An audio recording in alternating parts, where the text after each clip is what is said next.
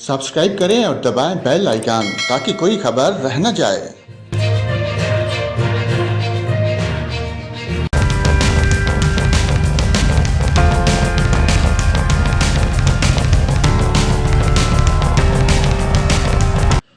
नाज़रीन, आपको बताएं, मुल्क के सबसे बड़े शहर कराची में आइंदा 24 घंटों के दौरान वक्फे से बारिश की पेशगोई की गई है। महकमा मौसमियात के मुताबिक शहर कैद में आज मतला जज़वी अबर आलूद है, जबकि मौसम मरतूब रहने का इम्कान है।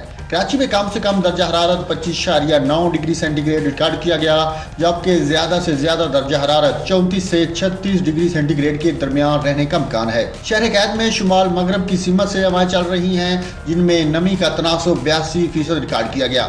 सूबा खैबर पख्तूनख्वा के दारुल हुकूमत पेशावर में मौसम गर्म और खुश्क है। महकमा मौसमियात ने आइंदा 24 घंटों के दौरान पेशावर समेत खैबर पख्तूनख्वा के बेशतर जिला में बारिश की पेशगोई की है।